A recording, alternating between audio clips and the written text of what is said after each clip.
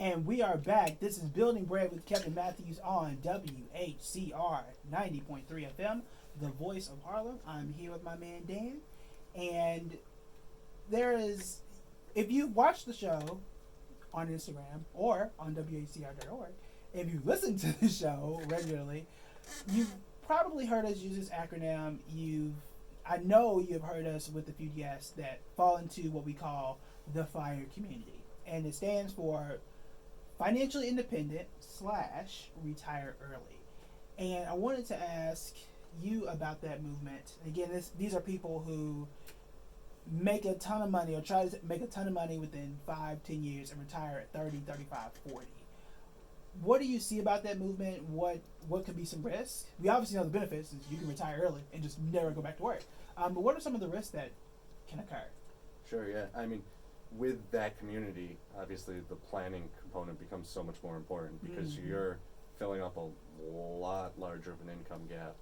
And so having the right tools in place, is really important. And you see things like the use of Roth IRAs in that case is very important because it's an asset you can tap earlier with less penalties, and no tax ramifications to fill in, those many years you have to replace to be working. But it's certainly more and more I'm finding with clients that it's a goal, it's a stated goal, and that's a goal you can plan for if you know that that's what you want to do. Yeah, I think that's something that's understated. I think a lot of people just go for just have as much money as possible and you can do this. But like you said, the planning aspect, because what we don't realize is that it often only takes one mistake, and it's usually like healthcare or cost or something that can just kill a plan. But whether it's healthcare, whether it's the economy, whether it's a divorce, like those I wouldn't call them tiny events, but those one events can really alter your plan. And if you're, already on that kick, you may not be able to sustain that in the way that you think you would.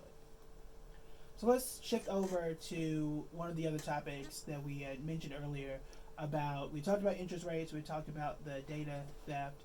Another one is the trade war that we're in it with China and whoever else wants it.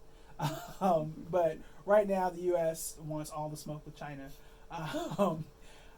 What does that mean for just regular people and investors? Like, is it something we should be concerned about? Is it something we should monitor, or should we just leave it alone?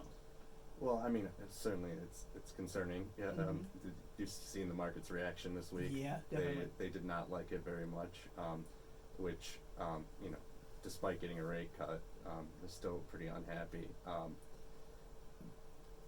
What it really means is, in the short term, it's pretty obvious that rates will the tariffs will kick in and the businesses will pass that right on to the consumer. And to your point about inflation being what we pay for goods and services, that will experience it pretty immediately, and that's why the companies you saw suffer the most in the past couple days are Target, Macy's, consumer discretionaries. But that's the short-term ramifications, and in the intermediate and longer term, the actual production of those goods will shift.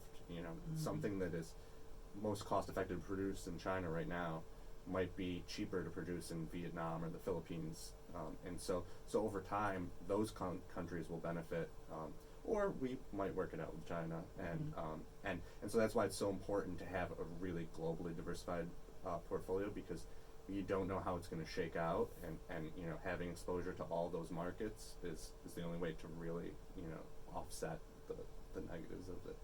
Yeah, that goes right into my have more than one wallet conversation in the beginning. But yeah, that is one reason why you do want to diversify, not just here in the U.S. but also globally. And the interesting thing, when we have a trade war, that's basically when two countries fight over who's paying for what, and they will slap an extra tax to make your goods more expensive so they can go buy other things. What we have learned in the long term, I believe this was with the U.S. and Europe in the 60s. This is the 60s, and it started with chicken, U.S. chicken. I believe it was France, to be specific. So we were selling the French cheap chickens. They slapped a tariff on our chicken, and then it just started going back and forth, back and forth, back and forth. And what I liked, what you mentioned, was the long term, because it started with chicken and it went all the way from chicken to like automobiles, paper, whatever you can name it. But when things were resolved years later, the U.S. took back all their tariffs except for automobiles. And what it did do for the auto industry here in the U.S. is it prevented, if you notice, like we don't have that many European cars other than like BMW and like Mercedes, really. But that allow Ford, GM, Chrysler to thrive because they didn't have to compete with European companies because the tariff was on it. It made it more expensive. So in the long term, again, if you're diversified and you have like a Walmart, which may be negatively affected, but you owned a Ford, then you may have come out evenly. But again, that's just something to consider to really diversify yourself a bit more than just picking what you like and what you know, and what's always the easiest. So definitely pay attention there. Now, one of the other things that you had talked about, or that was mentioned in your bio, is that you play chess. I assume you play chess. We know you're in a chess organization. I'm more of a chess learner than a chess player. Okay. Still struggling, but that's the nature of the game.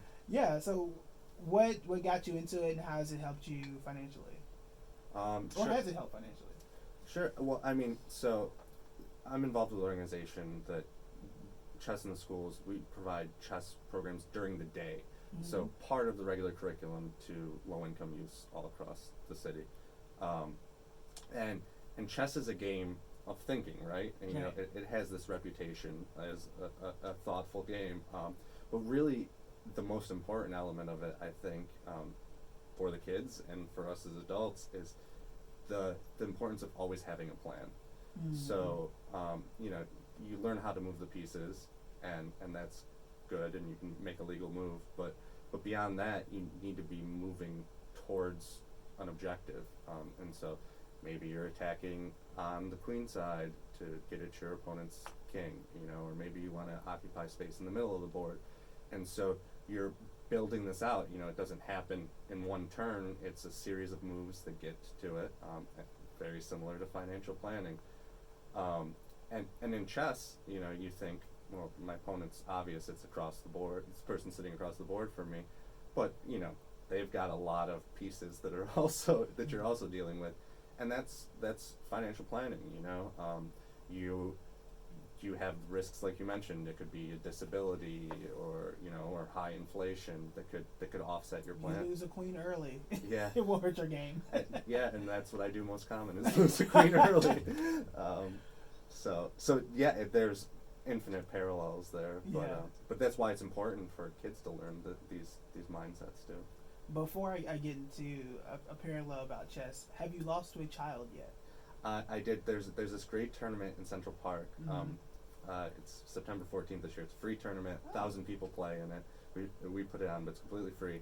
And it's, you know, all rankings. And I played last year, and I lost to a 9-year-old girl. And after she beat me, she went, there, you did a good job. Oh no. And I was like, well, you're very gracious, and you've clearly done this before. Right. So she was good, but yeah. Yeah, she had to be. If I get beat by a child, I'm taking said child to the basketball court, and I'm ending it there. Because I just feel like you can't be great at both. Like you have to pick one. But yeah, so I had started, and I was not by any stretch of the imagination a chess genius, but I started playing chess at 4. And my dad and I would play, and I got really, really serious into it maybe middle school, 6th, 7th, 8th grade, and then just never played again until like yesterday. But yeah, I do agree with you that what I like about it is that you're managing resources. Mm-hmm. You have, 16 pieces, and this is all you got. And you have to spend those pieces and those moves very strategically. And with the opponent, you don't know what that opponent is going to do, but in your finances, you do have opponents. It's Target trying to sell you something. It's taxes. Your opponent could be time. That is always one of the biggest ones, and you have to figure out how to maneuver one piece at a time because it's not overnight. It's not going to be quick. How to win the game, and I have lost many chess games versus the computer for a piece that I didn't think that was threatening me right now. I'm like, oh yeah, you made the move. I'm going to do something else. And lo and behold, that was the one that lost the game. So it's being able to survey, being able to maneuver, and most importantly, react to what's going on.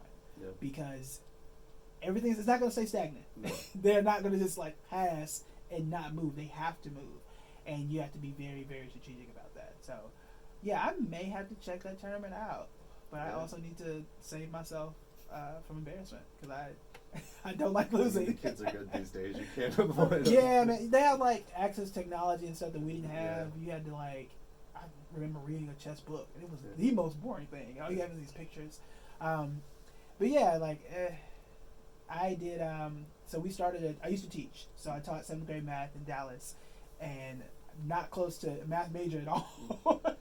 But we, a co-teacher and I, like started a little math group. A little chess group within the math class, and I went undefeated. But I mean, they had just learned, but it's the only victory I've had in the last like 5 or 6 years. So yeah, I may have to check that out. So before we go, and we have some additional questions as well.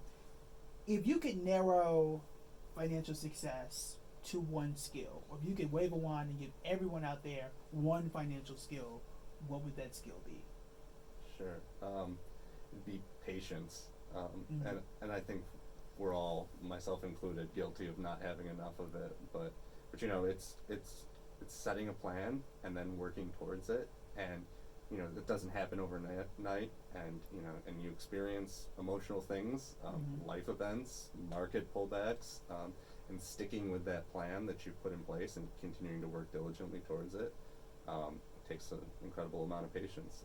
So I think everybody could use a little bit more of it. Yeah, I agree. I mean, it's difficult to work on that. It takes patience to work on patience. Well, you said magic wand, so yeah, exactly. I'm just gonna wave it for Yeah. But man, I totally agree. I saw in my Facebook timeline, the memories where I posted about how this time last year Facebook was like tanking as a stock, and it was. I think this is the exact same time where Mark was on market. As if I know him. Mark Zuckerberg, the CEO of Facebook, was testifying in Congress. Stock was terrible, and like now look at it. And that's patience. You had to hold on to it and just relax. But that's not a skill everyone has. And to tie everything together, chess does teach you patience as well. So keep it locked. This is Building Bread with Kevin Matthews on WHCR 90.3 FM, the voice of Harlem. We'll come back. We're going to learn more about Dan, where we can keep up with him, and what he's doing next.